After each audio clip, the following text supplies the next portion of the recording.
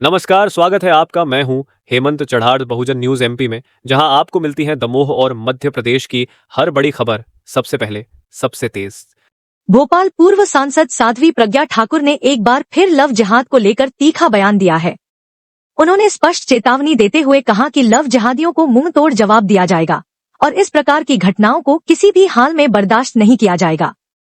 साध्वी प्रज्ञा ने कहा कि यह केवल प्रेम का मामला नहीं बल्कि एक सुनियोजित साजिश है जिससे हिंदू बेटियों को निशाना बनाया जा रहा है। उन्होंने हिंदू समाज से जागरूक और संगठित होने की अपील करते हुए कहा कि अब समय आ गया है जब हर माता पिता को अपनी बेटियों को संस्कार और सतर्कता दोनों सिखानी चाहिए। साथ ही उन्होंने प्रशासन से भी लव जिहाद के मामलों पर सख्त कार्रवाई की मांग की। जो लोग ये लव जिहाद करते हैं वो अपनी एक षड्यंत्रकारी नीति के अंतर्गत करते हैं कि हिंदुओं की लड़कियां, हिंदू एक तो कम जनसंख्या पैदा कर रहा है, दूसरा हिंदुओं की लड़कियों को लव जिहाद में फंसा करके वो ले जाते हैं, या तो उन्हें मार देते हैं या अधिक जनसंख्या पैदा करते हैं उनके द्वारा। दूसरा, क्रिश्चियंस लोग जो हैं वो भी हिंदुओं की लड़कियों को और हिंदू परिवारों को मतांतरण करते हैं। इस प्रकार से हमारे हिंदुओं की संख्या कम हो रही है। मैं आज इस अवसर पर आप सभी हिंदू सनातनियों से आह्वान करती हूं कि अपनी संख्या बढ़ाएं और भारत को मजबूत करें। और ये जो लव जिहाद जिन लोगों के द्वारा षड्यंत्र पूर्वक चलाया जा रहा है उनको मुंहतोड़ जवाब दिया जाएगा। हम हिंदू इस ओर आगे बढ़ चले हैं और निश्चित रूप से हमारा शासन प्रशासन इन बातों को समझ चुका है। तो इन देशद्रोहियों को, इन आतंकवादियों को और इन लव जिहादी आतंकवादियों को उनके अनुसार शठे शाठ्यम समाचरित की नीति के अंतर्गत जवाब दिया जाएगा। महाराणा प्रताप जी की जयंती है, महाराज छत्रसाल जी की जयंती है। महाराणा प्रताप जी का शौर्य पराक्रम अतुलनीय है, अवर्णनीय है और उनका पराक्रम जिसको जगा करके हम लोगों के अंदर जोश भरें और लोग तैयार हों इस बात के लिए कि अधर्म का नाश हो और धर्म की जय हो। ऐसा करने के लिए लोग खड़े हो जाएं और निश्चित रूप से हम उस दिन अपनी विजय समझेंगे जिस दिन हमारा राष्ट्र हिंदू राष्ट्र सनातनी राष्ट्र बन जाएगा। आज इंदौर में बड़ी भव्य शोभा यात्रा निकली, पराक्रम यात्रा निकली, अनुशासनबद्ध निकली, क्योंकि कहीं भी किसी के ठेले नहीं फेंके गए, कहीं किसी को चोट नहीं पहुंचाई गई, कहीं किसी को किसी प्रकार से दुर्व्यवहार नहीं किया गया। यह हमारे संगठनों में विशेष परिचय होता है कि हम किसी भी प्रकार से अपने देश की हानि नहीं करेंगे। हम भारत को रचनात्मक तरीके से विकसित करना चाहते हैं और उस ओर हम चल पड़े हैं। और एक ऐसा ही मामला इंदौर में भी आया था। इंदौर में भी कई मामले आए हैं लव जिहाद के, भोपाल में भी कई मामले आए हैं और लगातार आते रह रहे हैं। जो लोग ये लव जिहाद करते हैं वो अपनी एक षड्यंत्रकारी नीति के अंतर्गत करते हैं कि हिंदुओं की लड़कियां, हिंदू एक तो कम जनसंख्या पैदा कर रहा है, दूसरा हिंदुओं की लड़कियों को लव जिहाद में फंसा करके वो ले जाते हैं, या तो उन्हें मार देते हैं या अधिक जनसंख्या पैदा करते हैं उनके द्वारा। दूसरा, क्रिश्चियंस लोग जो हैं वो भी हिंदुओं की लड़कियों को और हिंदू परिवारों को मतांतरण करते हैं। इस प्रकार से हमारे हिंदुओं की संख्या कम हो रही है। मैं आज इस अवसर पर आप सभी हिंदू सनातनियों से आह्वान करती हूं कि अपनी संख्या बढ़ाएं और भारत को मजबूत करें। और ये जो लव जिहाद जिन लोगों के द्वारा षड्यंत्र पूर्वक चलाया जा रहा है उनको मुंहतोड़ जवाब दिया जाएगा। हम हिंदू इस ओर आगे बढ़ चले हैं और निश्चित रूप से हमारा शासन प्रशासन इन बातों को समझ चुका है। तो इन देशद्रोहियों को, इन आतंकवादियों को और इन लव जिहादी आतंकवादियों को उनके अनुसार शठे शाठ्यम समाचरित की नीति के अंतर्गत जवाब दिया जाएगा। कांग्रेस के पूर्व मंत्री हैं सुले मोहम्मद साहब, उनके निजी सहायक जो है वो जासूसी के तौर पर आज गिरफ्तार किया है। देखिए, वो जासूसी करते हैं और जो सुलेमान है, क्या नाम आपने बताया है? राजस्थान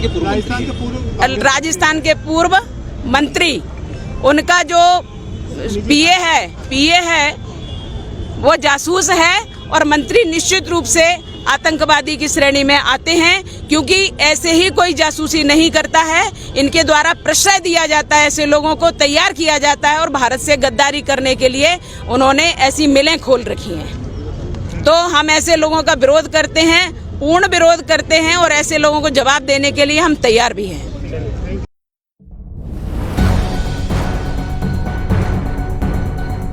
सागर जिले के रहली थाना अंतर्गत ग्राम चांदपुर में शुक्रवार सुबह करंट लगने की दर्दनाक घटना सामने आई। जानकारी के अनुसार खेत में रहने वाली 45 वर्षीय बतीबाई खेत की लोहे की तार फेंसिंग पर साड़ी सुखाने रख रही थी। तभी वह करंट की चपेट में आ गईं और बेहोश होकर गिर पड़ी। बतीबाई को बचाने पहुंचे पुत्र राजेश और राजेश की भनेजन नेहा को भी करंट लग गया। उनके चिल्लाने की आवाज सुनकर पति हरप्रसाद पटेल दौड़कर पहुंचे और लकड़ी के डंडे की मदद से तीनों को तार से अलग किया। सभी को मूर्छित अवस्था में तत्काल गाड़ी से रहली सामुदायिक स्वास्थ्य केंद्र लाया गया, जहां उनका इलाज जारी है।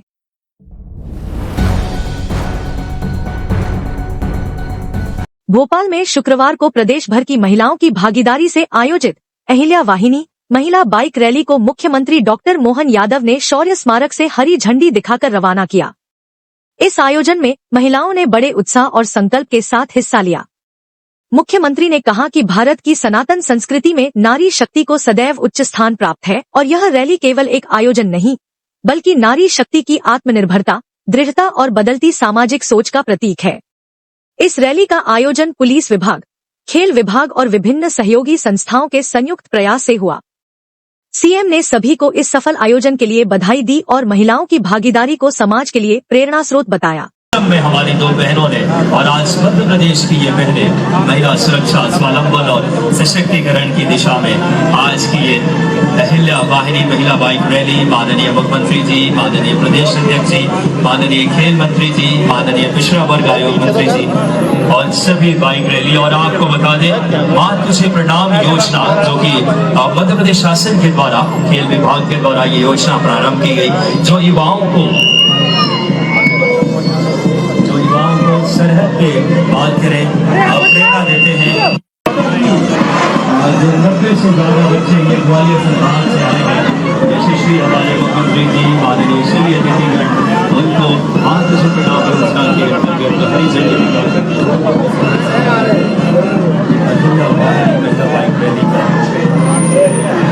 भारत माता की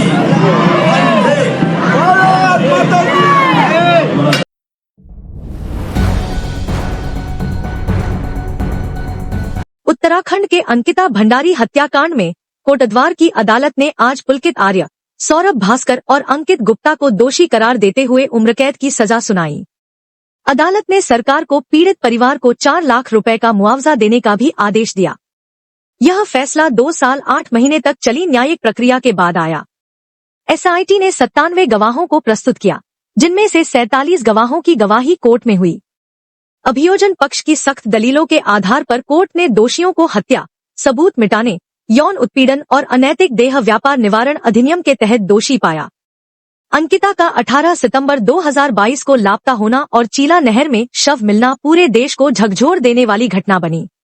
जांच में सामने आया कि अंकिता को एक्स्ट्रा सर्विस देने के लिए दबाव डाला गया था, जिससे इनकार करने पर उसकी हत्या कर दी गई। कोर्ट परिसर में फैसला सुनते समय भारी सुरक्षा व्यवस्था थी और बड़ी संख्या में जनता, सामाजिक कार्यकर्ता और मीडिया मौजूद रहे। अंकिता की मां ने भावुक अपील करते हुए कहा, हमारा समर्थन बनाए रखें और इन अपराधियों को सख्त सजा दिलाने में मदद करें। मैं लोगों से हाथ जोड़ के विनती करती हूँ कि जिस तरह से उन्होंने मेरे बेटे के लड़ाई अभी तक उनकी वजह से जिंदा है और ये अपराधी जेल में है, आज उन्हीं की वजह से ये अपराधी, इन अपराधियों को फांसी की सजा हो। यही मैं अपनी समस्त जनता से हाथ जोड़ के विनती करती हूँ कि बहनों, आज आप लोग कोटद्वार में आना और हम माता पिता का हौसला बढ़ाना। आज 22-23 साल की होती है।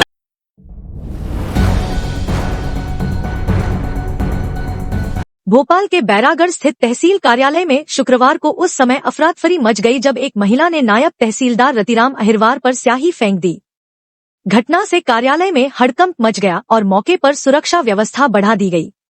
जानकारी के अनुसार महिला की पहचान उपासना जौहरी के रूप में हुई है, जो किसी भूमि विवाद से जुड़ी शिकायत लेकर नायब तहसीलदार से मिलने आई थी। जब उन्होंने कार्रवाई में कोर्ट के स्टे आदेश का हवाला दिया तो महिला भड़क गई और बोली, आप जैसे लोगों का मुंह काला करना चाहिए। इसके बाद उसने जेब से निकाली स्याही की बोतल और अधिकारी के ऊपर फेंक दी। पुलिस को सूचना मिलते ही कोहफिजा थाना टीम मौके पर पहुंची और महिला को हिरासत में ले लिया। घटना की जांच की जा रही है और तहसील कार्यालय में सीसीटीवी फुटेज भी खंगाले जा रहे हैं। प्रशासन ने घटना को दुर्भाग्यपूर्ण और निंदनीय बताया है और कहा है कि कानून व्यवस्था के तहत आगे की कार्रवाई की जाएगी। घटना से प्रशासनिक अमले में रोष व्याप्त है। नगर निगम सहयोग कर रही है, बंदा ही मुझको परेशान करा हुआ पूरी कारस्तानी, इसके पूरा केस इसने बिगाड़ा है। उस दिन एसडीएम साहब भी बोल रहे थे और कलेक्टर साहब भी कर रहे थे। नगर निगम सहयोग कर रही है, बंदा ही मुझको परेशान करा हुआ पूरी कारस्तानी, इसके पूरा केस इसने बिगाड़ा है। उस दिन एसडीएम साहब भी बोल रहे थे और कलेक्टर साहब भी कर रहे थे। Subscribe the Bahujan News and like this video.